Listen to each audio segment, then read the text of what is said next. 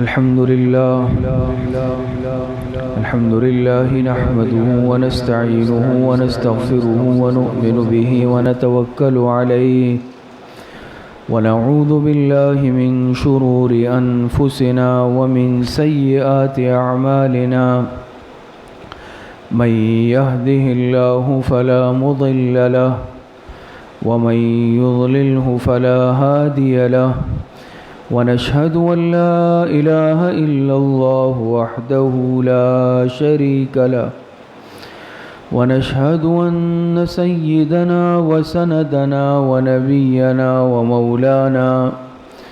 ومولانا محمدا عبده ورسوله وصلى الله تعالى على خير خلقه محمد وآله وأصحابه أجمعين أما بعد فأعوذ بالله من الشيطان الرجيم بسم الله الرحمن الرحيم قال رسول الله صلى الله عليه وسلم وارض بما قسم الله لك تكن أغنى الناس صدق الله العظيم.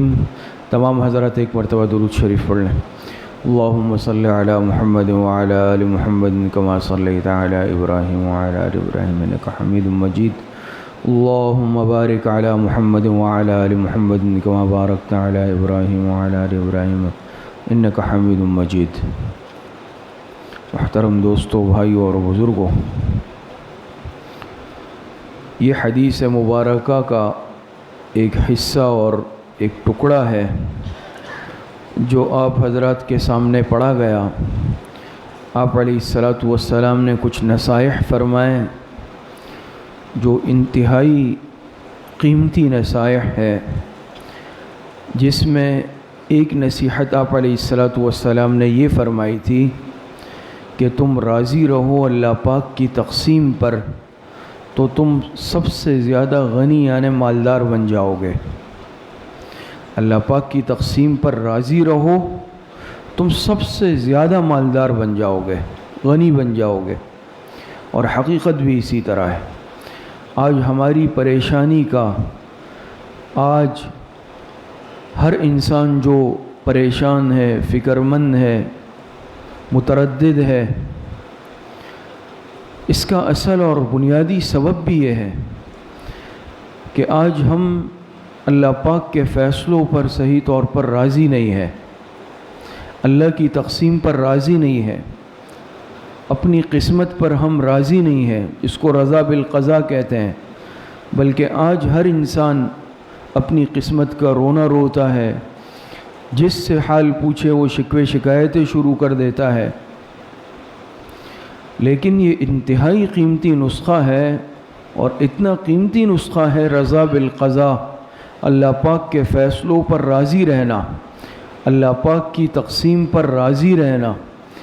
یہ نسخہ اگر کوئی اپنا لے تو انسان کھلی آنکھوں سے دیکھ لے گا کہ تردد، پریشانی، فکر، اس کا دور دور تک نام و نشان بھی نہیں ہوگا. دیکھیں، اس تین عالم ہے.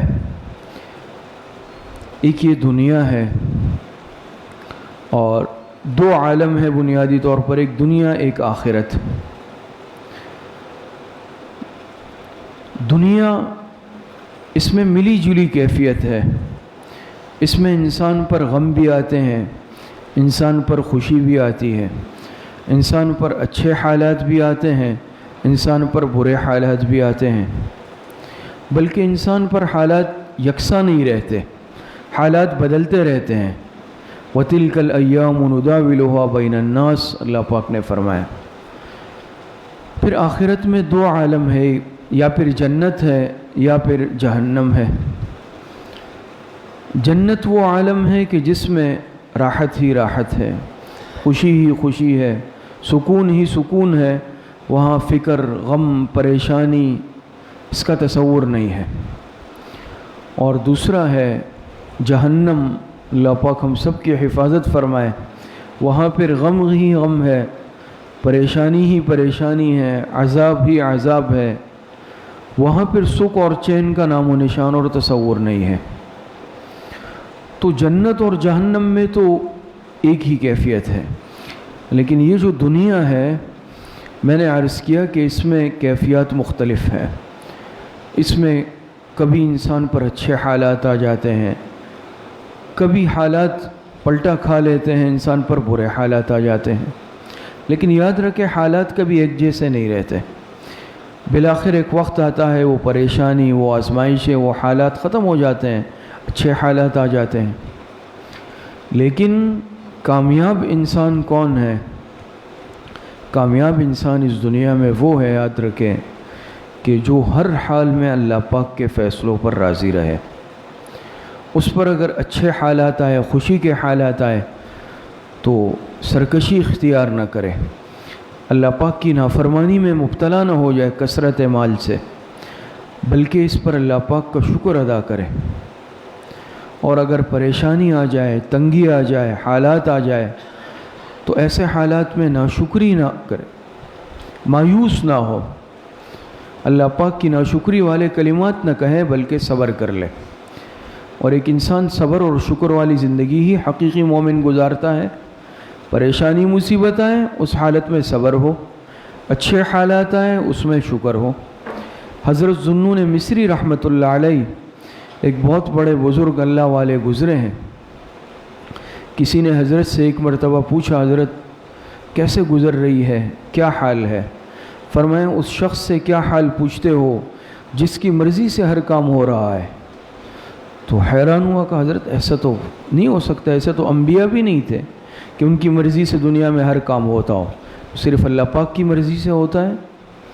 فرمایا تم میری بات سمجھے نہیں، میرا مقصد یہ ہے کہ میں نے اپنی مرضی کو اللہ پاک کی مرضی کے تابع بنا دیا ہے، میری اپنی کوئی مرضی نہیں ہے، میں نے اپنی ذات کو فنا کر دیا ہے اللہ پاک کی مرضی میں، تو جو کچھ اللہ پاک کی مرضی سے ہو رہا ہے میں اس پر بالکل 100% راضی ہوں۔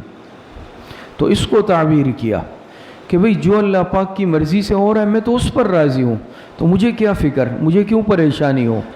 اگر پریشانی آ رہی ہے وہ بھی اللہ پاک کی طرف سے، آزمائش آ رہی ہے وہ بھی اللہ پاک کی طرف سے، خوشی آ رہی ہے وہ بھی اللہ پاک کی طرف سے۔ مرضی مولا ازہم اولا، اللہ پاک کی مرضی ہر چیز پر مقدم ہو۔ تو یہ دیکھیں اصل وہ نسخہ ہے، یہ عرض کرنا مقصود ہے۔ آج جو ہم حالات کا رونا روتے ہیں، حالات ٹھیک نہیں ہے، اور جیسے خاص طور پر موجودہ صورتحال ہے، کوئی کہتا ہے کہ بھئی یہ اعمال کا نتیجہ ہے، اور اعمال کا نتیجہ تو ہے، اس میں کوئی شک نہیں ہے، کوئی کہتا ہے سازش ہے، مختلف باتیں ہیں، لیکن دیکھیں بحیثیت مومن اور بحیثیت مسلمان کے ہمارے یہ ایمان ہے کہ جو بھی ہے اللہ پاک کی طرف سے ہے، حالات لانے والی ذات اللہ پاک کی ہے، اصل طاقت اللہ پاک کی ہے، انسان کیا کر سکتا ہے؟ تو یہ جو موجودہ حالات، جیسے اس سے پہلے بھی حالات آتے رہے ہیں، کافی عرصہ پہلے زلزلہ آیا، اسی طریقے سے موجودہ صورتحال ہے، تو یاد رکھیں یہ اللہ پاک کی طرف سے ہے، اور حالات کو بدل دینے والی ذات وہ بھی اللہ پاک کی ہے۔ آج جملہ کہا جاتا ہے کہ ہم اس سے لڑیں گے، ہم یہ کریں گے، یاد رکھیں انسان اللہ پاک کی طاقت کے سامنے کچھ بھی نہیں ہے، اور نہ انسان کسی چیز سے لڑ سکتا ہے۔ انسان کی حقیقت تو اللہ پاک نے بتا دی کہ تمہاری یہ حیثیت ہے کہ میں اگر ایک معمولی وائرس وہ اگر تم پر مسلط کر دوں تو تمہاری ساری طاقتیں، بڑی بڑی طاقتیں، وہ ایڑی چوٹی کا زور لگا لے وہ بھی بے بس ہے، اور اس کا مشاہدہ کھلی آنکھوں سے پوری دنیا نے دیکھ لیا کہ اللہ پاک کی طاقت کے سامنے انسان کی کیا حیثیت ہے۔ اگر اللہ پاک چاہے تو پوری دنیا کو پلٹ دے، لیکن اللہ پاک نے ایک معمولی سی چیز، اپنی ایک معمولی سی ادنا سی مخلوق سے انسان کو دکھا دیا کہ اے انسان تمہاری یہ اوقات اور یہ طاقت ہے۔ تو یاد رکھیں اس کا واحد ان حالات کو بدلنے کا ذریعہ وہ اللہ پاک سے مانگنا ہے، اللہ پاک سے دعا ہے۔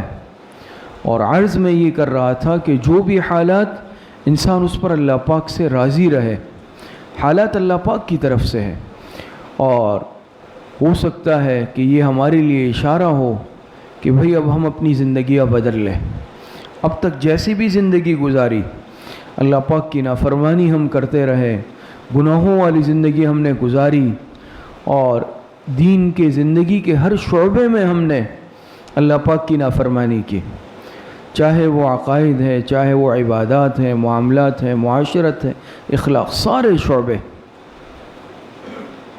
ہر شعبے میں ہم آج اللہ پاک کی نافرمانی کا شکار ہیں، ہر شعبے میں آج ہم اپنی مرضی والی زندگی گزار رہے ہیں۔ تو اپنی مرضی کی زندگی کو چھوڑ کر اللہ پاک کی مرضی والی زندگی کو آج سے اختیار کرنا ہے کہ بھئی جو قرآن کریم کے احکام ہے اور آپ علیہ الصلاۃ والسلام کے ارشادات ہے، ہمیں اس پر زندگی گزارنی ہے۔ یاد رکھیں کہ انسان عقل کے تابع ہو کر زندگی نہیں گزار سکتا کہ میں اپنے عقل سے سوچ لوں، ذہن سے سوچ لوں۔ اللہ پاک کا دین ہے، اس میں انسان کی اپنی مرضی نہیں چلتی۔ اور بہت سارے اگر دنیا میں انسان حالات دیکھ لے، بہت ساری چیزیں انسان کے عقل میں نہیں آتی، لیکن اللہ پاک کے فیصلے ہوتے ہیں۔ جیسے مشہور واقعہ لکھا ہے کہ ایک مرتبہ ملک الموت سے پوچھا اللہ پاک نے کہ تمہیں کسی پر رحم آیا زندگی میں؟ تم اتنے لوگوں کی روح قبض کرتے ہو۔